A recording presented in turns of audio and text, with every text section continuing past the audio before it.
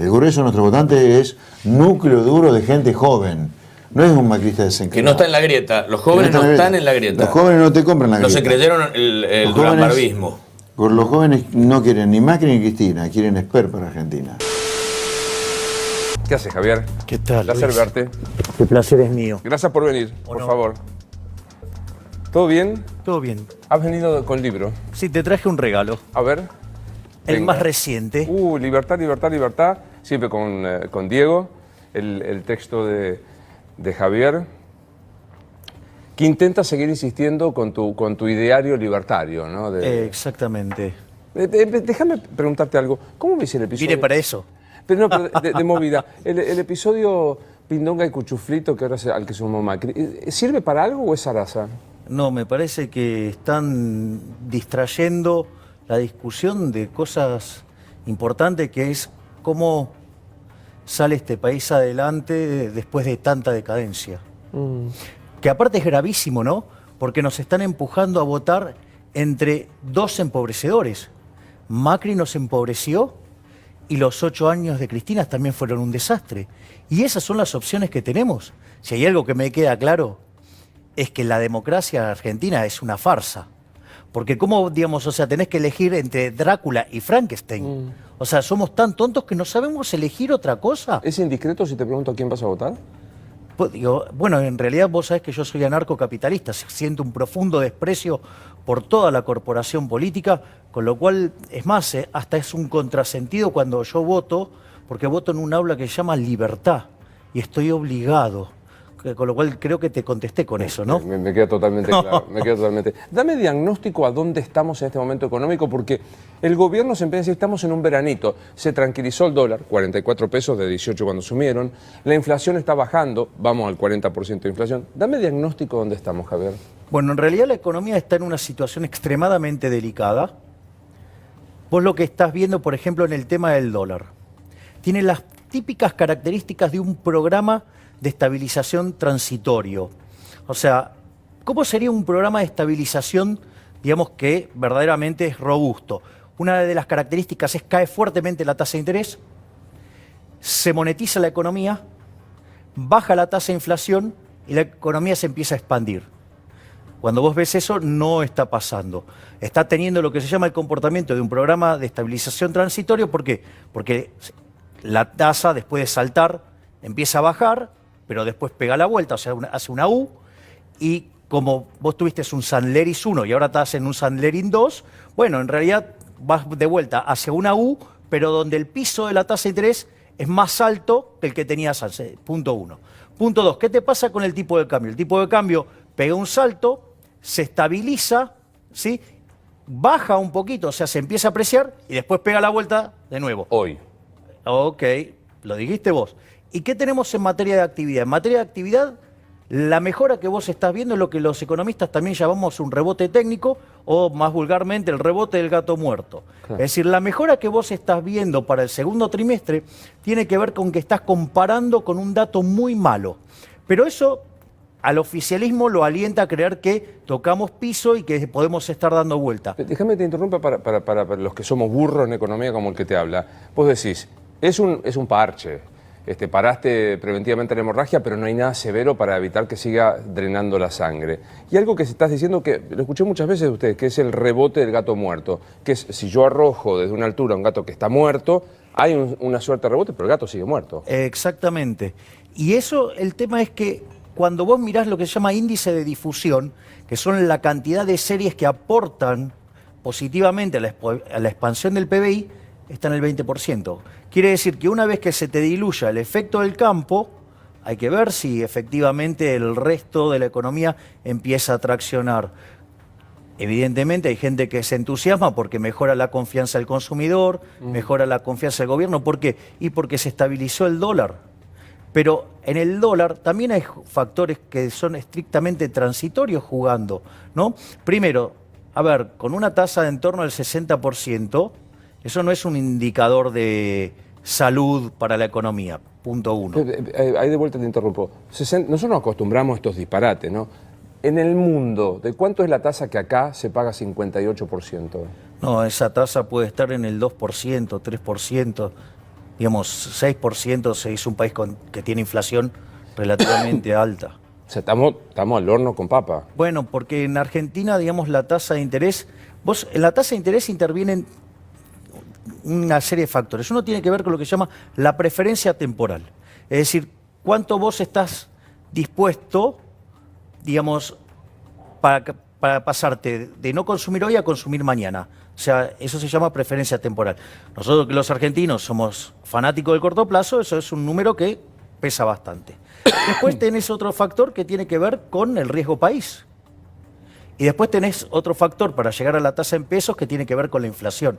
Por eso tenemos las tasas que tenemos. Por eso es una aberración cuando los candidatos o las distintas autoridades o los distintos economistas dicen, no, hay que bajar la tasa. No, muchachos, o sea, la tasa tiene que surgir del mercado. La tasa, vos sabés que la tasa de interés existe independientemente que haya o no dinero, porque tiene que ver con pasar consumo del presente al futuro. Claro. O sea, el consumo futuro es el ahorro, ¿entendés? Tiene que ver con pasar producción presente al futuro, o sea, con la inversión. Y esa interacción entre ahorro e inversión es lo que determina la tasa de interés. ¿Se puede decir, digamos, por lo que vos decís, está atado con alambre este momento económico? Sí, definitivamente. ¿Y de qué depende para que el alambre ceda? Bueno, a ver, para mí, independientemente de quién gane, Argentina va camino a un default. ¿Gana Cristina o gana Macri, es lo mismo? Exactamente, lo que difiere es el tipo de default. Digamos, en el caso de Macri será un default ordenado, en el caso del kirchnerismo será un default bartolero.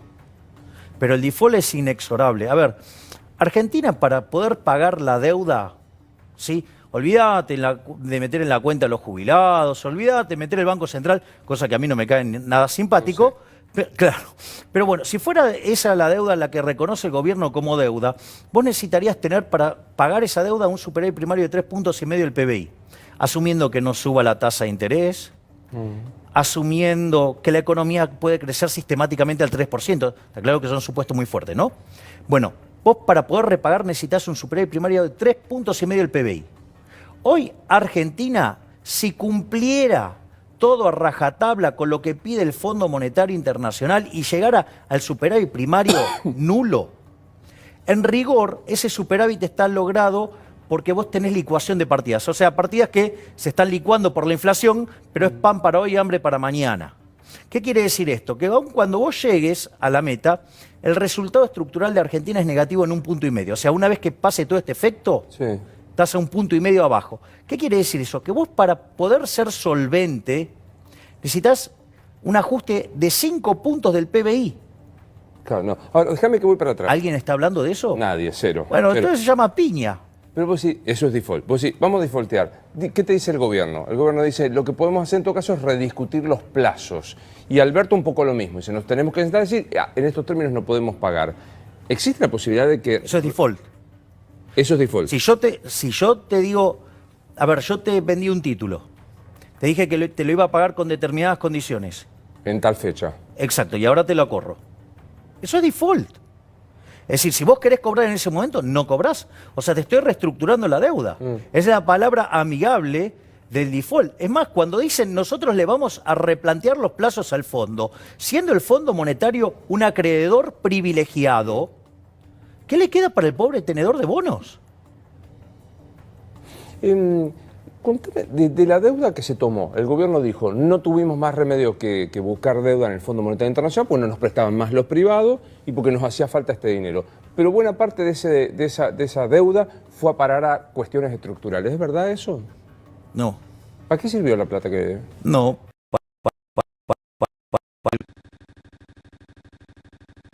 Porque muchos dicen, no, bueno, la plata del fondo, ¿para qué sirvió? Bueno, sirvió para que en el 2018 no caigamos en default. Vos tenés que tener en cuenta que el Banco Central se patinó cerca de 20.000 millones de dólares en el mercado. Si vos no hubieras tenido toda esa inyección de fondos, no solo hubiéramos caído en default, sino que además hubiéramos tenido una hiperinflación.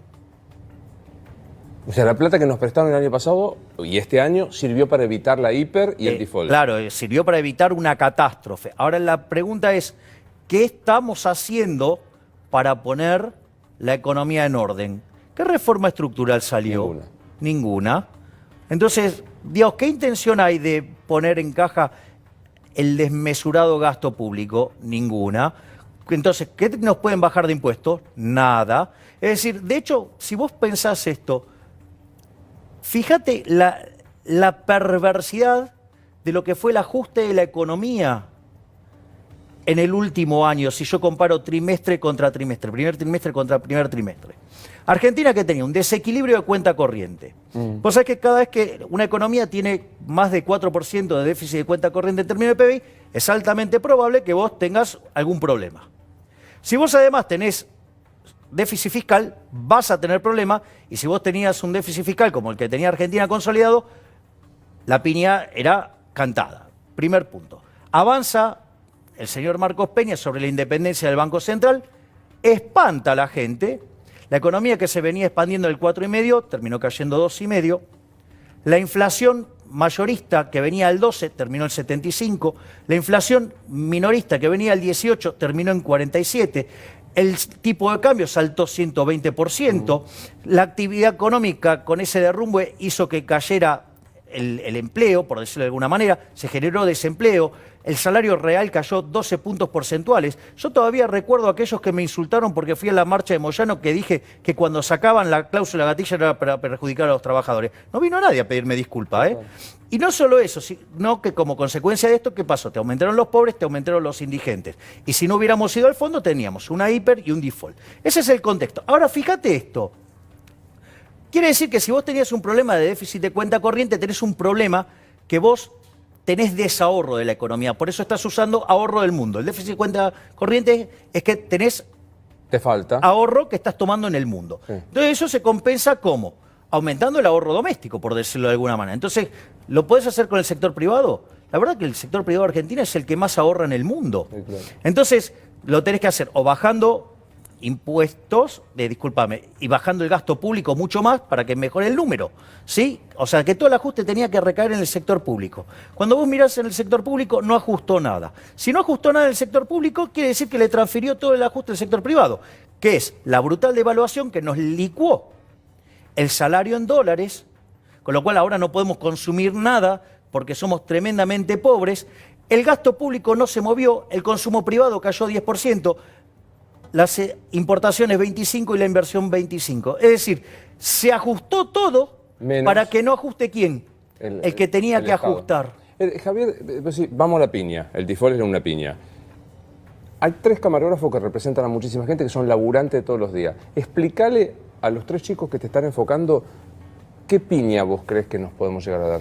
Yo creo que frente a una situación donde vos tenés la economía en default, podés combinar eso, si no se arregla el tema de las lelicas dentro del balance del Banco Central, en una combinación además con una hiperinflación. Es decir, que podríamos estar generando un escenario que tiene lo peor del 2001-2002, por el tema del default, y con lo peor del gobierno de Alfonsín, que fue la hiperinflación. Porque además, a mí me resulta muy gracioso cuando hablan de la capacidad ociosa en la economía. Lo que no se dan cuenta es que en realidad hace años que la economía no invierte lo suficiente como para compensar las amortizaciones, con lo cual ese número, o sea, es teórico. Pero te digo que están levantando la mano que se quieren ir los camarógrafos, porque si el escenario es la hiper de Alfonsín, que yo la viví, bueno, ellos son más chicos, pero yo me acuerdo lo que era aquello, que era ir al supermercado y que te corrieran, o que no hubiera producto, que te corrieran para remarcar, más el default del aplauso de Rodríguez A, es un escenario infernal. Sí, ese es la gran crítica, si vos querés, sobre este gobierno. Porque es cierto que el kirchnerismo fue un desastre. El kirchnerismo fue lo peor que le pasó a la Argentina en su historia. Es decir, vino a destrozar todo lo que quedaba en el plano cultural, destruyó la cultura del trabajo, hizo todo mal, es decir, tuvo el mejor contexto internacional de la historia y lo desaprovechó, fue desastroso, ¿sí? De hecho, te debería haber crecido en la última etapa tasas del 9% per cápita y en términos per cápita terminamos 1 y pico abajo, o sea, un desastre. Una catástrofe, ¿sí? 1% por año, estoy diciendo, ¿no? O sea, entonces, ahora, es cierto entonces que además le dejó una herencia espantosa a este gobierno, porque le dejó el déficit fiscal enorme, digamos, con la estupidez keynesiana de Kicillof de darle rosca al gasto, creyendo que eso nos iba a sacar adelante y no funcionó. Nos dejó un desequilibrio de tarifa de 15-1, nos dejó el cepo, ¿sí? Nos dejó el sobrante monetario en la bomba que era el dólar futuro, que eran más de 23.000 millones de dólares. Las reservas netas verdaderas argentinas eran negativas. Entonces, vamos, ese era un desastre. Ahora, es cierto, vos tuviste todo ese contexto. ¿Qué hizo este gobierno? Este gobierno, en lugar de hacer lo que debía hacer, que era un programa de shock, ¿sí? Que además hay un falso dilema, no, el shock no, porque en realidad la gente sufre. No, es mentira. Vos sabés que todos los programas de shock en Argentina del 52 en adelante, sacando el del 59, todos fueron expansivos. Bajó la inflación, mejoraron los salarios reales, subió el PBI, todo bárbaro. Todos los programas gradualistas, todos terminaron mal. El muy parecido a este, que era el de la dictadura, sí, terminó mal. Yo digo, Macri, vos dijiste, el kirchnerismo fue lo peor de la historia. ¿Macri fue mejor que el kirchnerismo o menos peor? No, es ligeramente menos peor. Pero el problema es que le pusieron una montaña de dólares para arreglarlo. Nunca en la historia pasó esto, que el fondo prestara tanto dinero. Sí, no solo del fondo, digamos, lo que consiguió en los mercados internacionales. Y sin embargo, en lugar de arreglarlo, lo empeoraron. Es decir, porque ahora tenés mayores problemas de desempleo, tenés un problema fiscal consolidado más grande, porque está el problema de las LELIQ y la tasa que te deja, con lo cual cuando vos mirás el cuasi fiscal asociado solamente a la posición de esas letras, el déficit entonces consolidado te subió, tenés más inflación, ¿sí? Tenés más pobres, tenés más indigentes, pero además tenés un montón más de deuda. ¿Hay algún motivo para creer que la inflación, el gobierno dice está bajando, ¿hay algún motivo para creer que la baja de la inflación es sustancial, sostenida y que esto va necesariamente a ir descendiendo? No. No, otra vez es el problema del programa transitorio. O sea, lo que está pasando es el parche. Es el parche. El gato... Claro, exacto, porque el problema es, ¿qué solución ves al tema de las LELIQ? Ninguna. Es decir, el tema de las LELIQ solamente se va a arreglar el día que la gente quiera tener más pesos. Entonces, supongamos que vienen los Fernández, caracterizados por un fuerte proceso de expropiación a lo largo de 12 años. ¿Vos te vas a querer quedar en pesos? Y va a ser difícil. Y bueno, a todos le pasa lo mismo. Entonces, hay repudio del dinero. Entonces, o sea, difícilmente... lo que hay que entender, aunque cuando vos mantuvieras constante la cantidad de dinero, ¿sí? Si la demanda de dinero te cae, tenés inflación igual. Te llama, gana el que sea, gana Cuchuflito Pindonga, para decirlo. Te llama y te dice, armame un plan económico realizable para los próximos 4 años en el mandato y que se extienda. ¿Qué haces? Bueno, está en el libro Libertad, Libertad, Libertad. Nosotros con Giacomini lo que proponemos es una reducción del gasto público consolidado de 15 puntos del PBI. ¿Y qué cortas ahí? Bueno, por ejemplo, es en 2 etapas. En la primera etapa se elimina de cuajo los subsidios económicos, redefiniendo los contratos de todas las empresas por completo. De todos servicios públicos. Claro, pero en lugar, viste que hay un dicho que dice que cuando tu única herramienta es un martillo te sorprende cómo todo se parece a un clavo. Entonces lo que hizo este gobierno, lo hizo gradual y mal. ¿Por qué? Porque se focalizó solamente en el precio. Vos tendrías que haber tocado todo el contrato. Entonces, ¿qué es lo que pasa? Vos podías tocar plazo de concesión, vos podías tocar plan de inversiones, vos podías tocar la política de dividendos, vos podías tocar el nivel de endeudamiento, vos podrías haber dado garantías sobre el nuevo endeudamiento para obras nuevas. Si vos hacías todo eso, por ejemplo, en el primer año, mientras que subió 400%, o sea, que se multiplicó por 5 y solo arregló 1/3 del problema, vos subías 100% en el primer año y el problema se eliminaba de cuajo. Después, obviamente, tenías que seguir subiendo. Pero yo digo, para decirlo brutalmente, le saco el subsidio al transporte, a todo el transporte. Sí. ¿Cómo hago para que eso no implique que se me aumente el boleto del transporte proporcionalmente? Tenés que modificar los planes. Digamos, el transporte no está mal hecho lo que hizo Dietrich, ¿eh? Digamos, o sea, porque le buscó la manera de combinarlo para que el costo para los que menos tienen vaya cayendo. Pero digo, es más obvio, por ejemplo, en el caso de, por ejemplo, de la luz y del gas. O sea, le saco todo el subsidio a la luz y al gas y me aumentan el precio automáticamente. No, porque vos lo que necesitas cerrar es algo que se llama coacción económica financiera del contrato. Y en el contrato no solamente pega el precio, Por ejemplo, El plazo, puedo usar plazo. yo puedo estirar el plazo. O sea, le digo a Juan Edenor, ok, usted tenía una concesión por 20, le doy por 30. Ponele, digo, en el caso de Norte Sí. son más largas, pero no importa. No importa. Pero ¿cuál es el punto? Entonces, te puedo modificar el plan de inversiones. ¿Sí?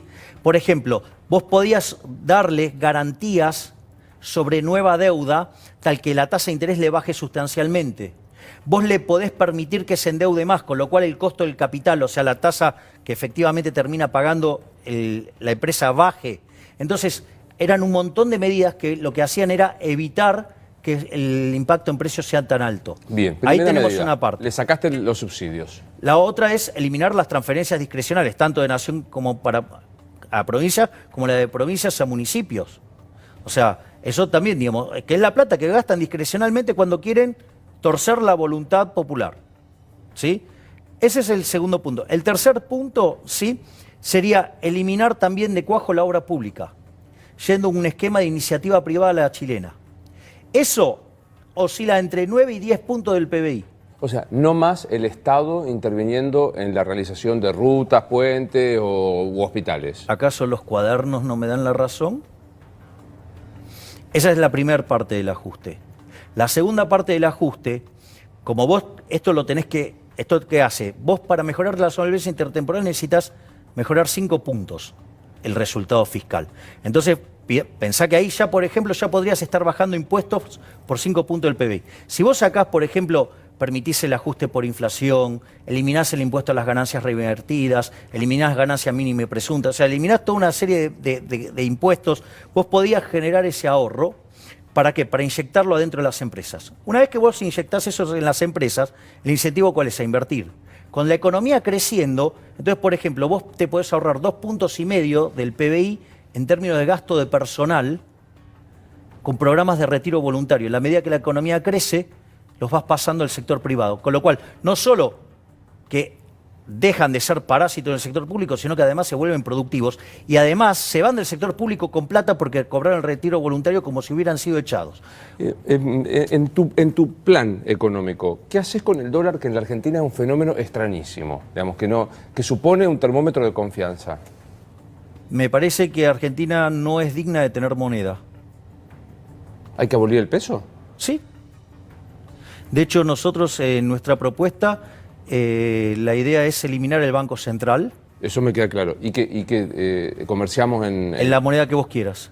O sea, básicamente, a ver, yo te voy a dar la definición. ¿Sí? Yo sé que es fuerte, pero y a veces ya la he dado. A ver, el peso es la moneda del político argentino. Por ende, no puede valer ni excremento porque estas basuras no sirven ni para abono.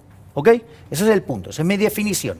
O sea, de base. Con lo cual yo detesto el peso, lo repudio, ok, entonces la realidad es que antes de que tuviéramos Banco Central, Argentina era de los países más ricos del mundo, no teníamos inflación. Cuando tuvimos Banco Central Nacional y Popular, ponele entre el año 1946, que fue cuando se nacionalizó, y 1991, que fue el repudio de la moneda con la convertibilidad, ¿sabes cuánto fue la inflación promedio? No. 225% anual. Listo, basta, le quitamos 13,0 a la moneda, destrozamos 5 signos monetarios, basta. O sea, al argentino se lo expropió sistemáticamente, sí, con el Banco Central. Entonces, ¿qué es lo que proponemos? Eliminar el Banco Central. Eso tiene etapas, porque vos no podés eliminar el Banco Central de cualquier manera. Bueno, en Argentina tampoco podés ir a una dolarización. Porque si vos vas a una dolarización con sistema financiero como el que tenemos ahora, ¿y quién te dice que el gobierno no va a meter la mano adentro del banco para financiarse? Entonces, ¿qué es lo que proponemos? Primero, crear un sistema anticorrida. Eso se llama banca Simon. Vos tenés un almacén de valor y una banca de inversión. O sea, por ejemplo, vos querés ir a buscar siempre la plata que esté disponible. Bueno, es como si fuera una caja de seguridad. Vas, pagás un fee anual, 2%, 3%, lo que sea, pero vos, el día que querés ir a buscar tu plata, está. O sea, no le tenés que pedir permiso a nadie. La otra es la banca de inversión. ¿Te gusta la tasa de interés? ¿Te gusta ganar? Jugás, bien, un poco. si te gusta el durazno, bancate la pelusa. Entonces, vas a tener distintos fondos comunes de inversión en los cuales vos vas a poner la plata para poder tener tasa de interés. En ese contexto, digamos, si alguno de esos fondos se cae, digo, eso te impacta a vos o me impacta a mí, pero eso no se sociabiliza. Entonces, ¿qué es lo que pasa? Frente a esa situación donde vos ya no tenés corrida, ya no necesitas regular los bancos. Entonces podés implementar un sistema de competencia de monedas. desde mi punto de vista, a la luz de lo que ha sido la historia argentina, me inclino que los argentinos elegirán como moneda el dólar, seguramente. Una vez que queda claro cuál es la moneda que eligieron los argentinos, tomás los activos del Banco Central, lo mapeás contra los pasivos que son las LELIQ y la base monetaria, o sea, los billetitos que tenemos nosotros, los liquidás contra los activos que tenés y después lo llamo a Bombita Rodríguez y voy con mis amigos, con Mariano Fernández, con Lázaro y con Giacomini, ¿sí? Y vamos y lo dinamitamos el Banco Central. Ni siquiera lo quiero como museo, quiero que queden las ruinas de esa institución que le ha robado la vida a la Argentina, que ha robado a los argentinos. Porque ¿lo puedo poner en términos morales? Sí, claro. Digo, porque a vos te gustan estas cosas. ¿Qué opinás de un falsificador? Un trucho, un delincuente. Exacto. Suponete que nosotros acá transamos todos en moneda de oro. Y yo descubro alguna forma en convertir el plástico en oro. Es más, lo hago a la perfección. Entonces yo ahora ingreso el oro, trucho, pero que nadie nota la diferencia. ¿Qué va a pasar al haber más oro con el precio del oro? Va a caer. Es decir, que todos los precios expresados en oro suben. Esto es para el señor Kichilov, que la inflación dice que no es un fenómeno monetario. Pobre burro. Entonces, ves como que aumentaste la oferta de oro, entonces el precio del oro cae, vos necesitas más unidades de oro para comprar lo mismo. Ahora, ¿quién se benefició inyectando ese oro trucho? Yo. Obvio. Claro, porque digo, metí plástico y me llevé oro, ¿ok? Entonces, fíjate, ¿quién es el que puede hacer la falsificación perfecta? El Banco Central, cuando emite dinero. Es decir, en definitiva, cuando emite dinero el Banco Central, eso es una estafa desde los que reciben ese dinero. ¿Quiénes son? Los políticos. Claro. Y los perjudicados, ¿quiénes somos? Nosotros. Mirá esto. Cuando vos mirás, hay un trabajo del Banco Mundial que muestra que cada vez que la inflación pasa el 20%, perdés un punto 58 de crecimiento. Si vos pones eso en la historia argentina, hoy tendríamos un PIB per cápita como el de Estados Unidos. Ahora, Javier, ayúdame a pensar, porque lo trajiste y lo explicaste los otros días, creo que con Babi, el tema de Gallardo-Kicillof. Y me parece interesante bajarlo lo más llanamente posible. Gallardo es este análisis. Si emitir plata por el central no genera inflación, emitamos todo lo necesario para pagar los servicios y no le cobremos nada a la gente. Esto dijo palabras más, palabras menos. Exactamente. ¿Por qué Kicillof sostiene que emitir dinero por parte del central no genera inflación? Porque es burro. Porque el problema que hay con la teoría keynesiana es que tiene mala teoría del valor. O sea, yo tengo un libro sobre Keynes que se llama Desenmascarando la mentira keynesiana y muestro todos los errores conceptuales que tiene. Ejemplo, te digo otra que está en la misma línea. Te dicen, no, porque para arreglar esto hay que ponerle plata en el bolsillo a la gente. ¡Ah, fabuloso! Bueno, no, Kicillof también lo dice. Entonces, bueno, vamos a aumentar el gasto público, lo financiamos con emisión monetaria. Ahora la pregunta es, si esto fuera tan fácil, Luis, porque dicen que con eso se incrementa la demanda, con eso sube el PBI, con eso sube el empleo, y entonces volvemos al paraíso. La pregunta es, primero, ¿por qué no lo hizo alguien antes? O sea, ¿o somos nosotros los únicos genios que lo descubrimos? Uno. Dos, si fuera así, pero ya está, yo tengo el plan, entonces, para volver al paraíso, se llama plan fotocopia. Le regalo una fotocopiadora a cada familia de la Argentina y que imprima todo el papel que quiera.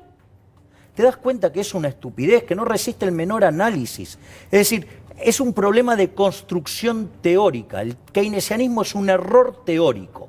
Y todas las premisas que salen del keynesianismo están mal. A ver, ¿cuál es la lógica de la política keynesiana? Es hacer déficit fiscal y financiarlo con emisión monetaria. Supuestamente eso nos lleva al paraíso. Vos sabés que desde 1900 hasta la fecha, solamente 10 años tuvimos déficit fiscal, superávit fiscal. El resto siempre tuvimos déficit. ¿Y con qué lo financiamos? Con deuda, y nos terminamos convirtiendo en el máximo defaulteador serial de la historia, junto a Ecuador, y ahora, digamos, en 2020 o 2021 lo pasamos, ¿sí? Y le quitamos 13-0 a la moneda. Sí, total. Si yo había aprendido en la escuela que ¿cuánto cuesta el dólar? La división entre la cantidad de pesos que existe más la cantidad de dólares. ¿Está bien esa cuenta o un disparate? Eso es el ratio de conversión. El problema es a dónde encontrás el ratio de conversión, qué metés adentro del ratio de conversión. O sea, supuestamente vos con eso sacarías todo. ¿El ratio de conversión hoy cuánto es? ¿Es 44 o es más? No. Tendrías que tomar lo que es la base monetaria más las LELIQ, porque lo que hay que comprender es, claro, pero las LELIQ representan 80% de la base monetaria. Por eso es un peligro enorme, porque el día que la gente se asusta, va a ir contra los depósitos. Y cuando vaya a correr los depósitos, ¿qué crees que va a hacer los bancos para poder devolvérselo? Va a ir y le va a decir al Banco Central, ¿me pagas la LELIQ? Entonces con esa plata, cuando tenga la plata el depositante, adivina qué va a comprar. Dólares. Bueno, entonces cuando vos te querés dar cuenta, la realidad es que, y no solo eso, porque ese ejercicio asume que la demanda de dinero que vos ves hoy es la de equilibrio. Y no es cierto que la de equilibrio, porque Argentina para tener la demanda de dinero de equilibrio tendría que tener un M1 de 3 puntos del PBI. O sea, te lo pregunto mejor, te lo pregunto más directo. Si hoy hubiese un caballo que quiera hacer la convertibilidad en el 91, ¿de cuánto sería la cotización del dólar para lograr un 1-1? ¿De cuánto sería la devaluación del peso para lograr el 1-1? Pero es que el problema es que tenés tanto desequilibrio monetario que no sabes cuál puede ser el número, porque no es lo mismo que la demanda de dinero vaya a ser 8 puntos del PBI a que sea 4. ¿Me comprendés? Y ese problema está. O sea, se llama sobrante monetario. Entonces, ¿qué pasa? Cuando Cavallo hizo esto, Argentina venía de 2 hiperinflaciones. Claro. Entonces, digamos, vos vas, no querés los pesos, ¿qué haces? Y compras dólares. Después te suben los precios mayoristas y después te suben los precios minoristas. ¿Qué es lo que vos ves, no? 120, 75, 48. Eso quiere decir que todavía queda por purgar en Argentina inflación por 50 puntos porcentuales. Es decir, suponete que fuera sostenible lo que está haciendo el Banco Central, no emite más un peso, aún todavía te quedan por purgar 50 puntos de inflación imposible, que se purgan entre 12 y 18 meses. Ese es el primer punto. El segundo punto, que no es no menor, es las LELIQ, son emisión monetaria futura. Yo te voy a hacer la cuenta así. Vos tenés el índice de precios de hoy lo conocés el índice de precios. Sí. En realidad vas a tener que sumar dinero al ritmo de lo que sumás base monetaria más LELIQ. Eso es como 3-4% mensual. ¿Sí? ¿Eso qué quiere decir? Que las LELIQ te están mostrando que no dejó de subir la cantidad de dinero, sino que está subiendo. Entonces vos vas a tener hacia adelante, ¿qué? Un nivel de precios más alto. La línea que une estos dos precios, la pendiente de eso es la tasa de inflación esperada. Cuanto vos más tengas que pagar del LELIQ, obvio, la inflación esperada es más alta. Y vos cuando vos salís al mercado a poner un precio, no lo hacés mirando los precios de ayer, lo hacés mirando los precios de hoy. Javier, ¿qué te pasa con la acusación que hace el gobierno de Macri que dice se endeudó simplemente para que ese dinero fugase a través de los amigos que hicieron negocios, pingües negocios? Es una estupidez del tamaño de una casa propio de los ignorantes que están polulando como economistas en el frente de todos. Te voy a explicar qué es la fuga de capitales, porque esta gente parece que no sabe lo que es la fuga de capitales. Suponete lo siguiente, vos tenés 10.000 pesos, ¿no? Que los vas a ahorrar. Tú tenés que decidir ahorrarlo. Entonces, sucede que vos, por ejemplo, estás viendo que el Banco Central va a generar una inflación del 50%. Es todo un ejemplo teórico. Quiere decir que cuando termine el año, vos teniendo los 10.000 pesos intactos, ¿qué pasa? Vos vas a tener poder de compra por 6.700. Si vos hubieras comprado dólares, vas a tener 15.000 pesos y tu poder de compra permanece constante en 10.000. Por lo tanto, ¿qué haces? ¿Te quedás en pesos o compras dólares? O sea, te compras dólares para resguardarte. Ese es el primer punto. Entonces, acá hay algunas cuestiones muy delicadas. Primero es la libertad. La pregunta es, si yo me gané honestamente mi dinero, ¿quién es el policy maker para decirme dónde lo puedo guardar o no? ¿No? Digo, primer punto, no menor. Segundo punto, frente a la expropiación que causa el gobierno con la inflación, es lógico y natural que vos te resguardes en otra cosa, que rehuyas del peso. ¿Por qué? Porque si no perdés. O sea, con lo cual, además, aquellos que critican y acusan a los que se fugan, hay que mostrarle la historia monetaria argentina, la quita de los 13-0, cómo fueron estafados, o sea, son cómplices de los políticos chorros. ¿Puedo hacer una más, por favor? Claro. Y además hay un error técnico garrafal que si fueran alumnos de Economía Internacional Monetaria 1, lo bochan. Porque cuando vos tenés tipo de cambio flexible y el gobierno toma deuda, a ver, parte la va a pagar afuera, ¿sí? O sea, porque la rolea. Y la otra parte tiene que pagar cosas acá, con la cual le vende esos dólares a alguien para hacerse de los pesos para pagar. Es decir, que la fuga de capitales está ligada al ingreso de capitales con el desequilibrio fiscal. Y fíjate otra de las incoherencias de estos impresentables, porque directamente son burros, hay que decírselo a la sociedad, porque estos tipos es como llamar a Nerón a apagar un incendio, te van a incendiar 10.000 veces más. O sea, no vas a tener ni chance de salvar una parte del cuerpo, vas a quedar todo chamuscado, todo quemado, ni los huesitos te van a quedar, ¿sí? Entonces, fíjate esto, dicen, no, porque este gobierno ajustó. La pregunta es, Luis, si vos ajustás, tu deuda sube. No, tomaron un montón de deuda justamente porque no hicieron el ajuste. Es decir, justamente, entonces no respetan la restricción de presupuesto. Déjame preguntarte esto, porque si es una burrada lo de la fuga de capitales. En cualquier país del mundo civilizado, no hablemos de... ¿Se puede girar la cantidad de dinero de divisa internacional hacia cualquier lugar del mundo sin restricciones? A ver, supongamos que tuviera restricciones. ¿Qué me importa? O sea, en Tucutuco hay esclavitud. ¿La incorporamos? No, claro. No, bueno, entonces digamos, por eso voy a la cuestión moral. ¿Quién es el policy maker para decir qué puedo hacer o no puedo hacer yo con mi dinero si me lo gané honestamente? ¿Cuál es el problema de que me lo gaste? Es decir, el problema es que como no les gusta el resultado, como quieren estafar a la gente para que no pueda eludir al impuesto inflacionario, te persiguen. Es decir, ¿por qué no piensan mejor en hacer las cosas bien? ¿Por qué en lugar de repetir estupideces piensan en poner las cuentas en orden? Te paso otra de estos impresentables. ¿Sabes lo que esto se lo dijo Culfas a Maxi Montenegro? Le dice, mirá, no, ¿cómo se arregla esto? Esto se arregla gastando más, porque al gastar más, ¿sí?, sube el producto, entonces sube la recaudación, el déficit fiscal cae. Vos sabés que eso es lo mismo que le dijo Prat Guy a Marcos Peña. Terminamos en el Fondo Monetario Internacional. Lo mismo que le dijo Machinea de la Rúa. Mirá cómo terminamos. Es decir, ahora, ¿sabes cuál es el punto? Que ni siquiera respetan. O sea, yo no soy keynesiano, te imaginás que... Tengo claro. Claro. O sea, yo siento repulsión, pero eso no quiere decir que no haya estudiado keynesianismo mucho. De hecho, mi primer maestría fue sobre keynesianismo. Entonces, ahora, ¿cuál es el punto? El punto radica en que hay algo que está en los manuales básicos que se llama multiplicador del presupuesto equilibrado. Y sabes que te dice que si vos haces eso, aumentás el gasto público, el déficit fiscal aumenta. Entonces, esa es la parte que no entienden. ¿Cuál fue el mejor ministro de Economía de la democracia para acá, del 83 para acá? No, te puedo decir cuál fue el mejor de la historia. ¿El de la historia? Cavallo. ¿Por qué?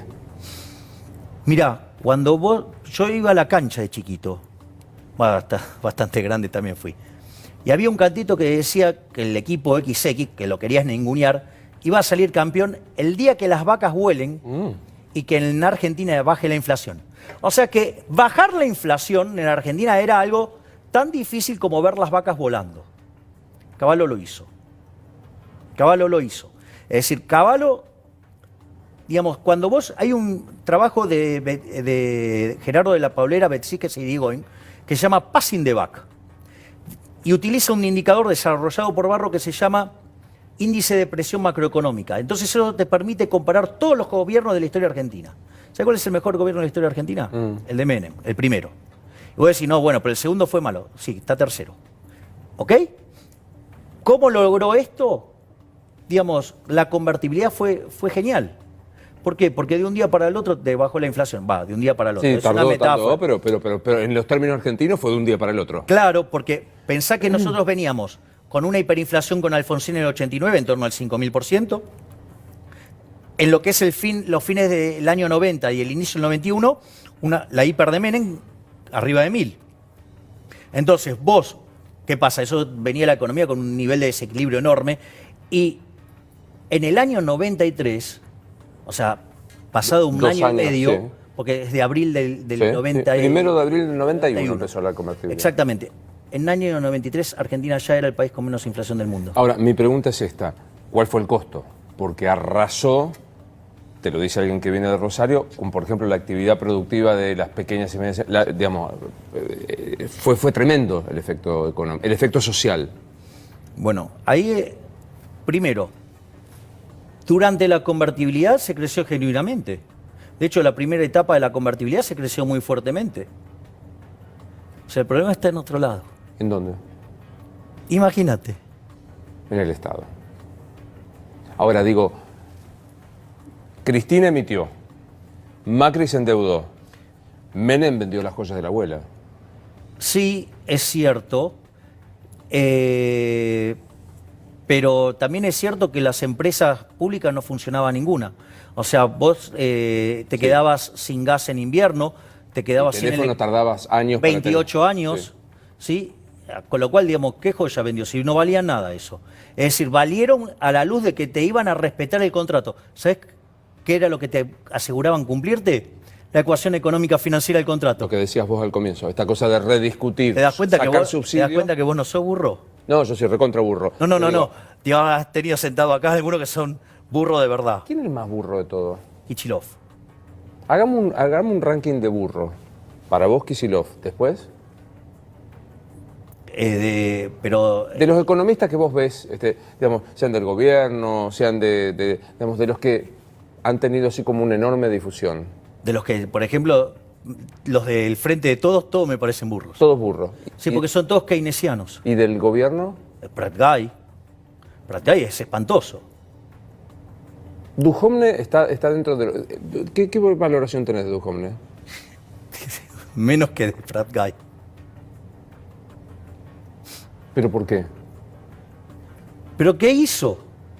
¿Es el ministro de Economía o en realidad, porque fragmentado como está el ministerio, porque Cavallo tuvo algo, yo tengo una posición personal que no viene al caso, pero Cavallo tuvo algo, concentró en sí, tomó decisiones, es más, me atrevo a decir que el presidente le delegó la economía y Cavallo actuó coherentemente. ¿Hoy el ministro de Economía es Duhovne o es Macri o son 6 ministros?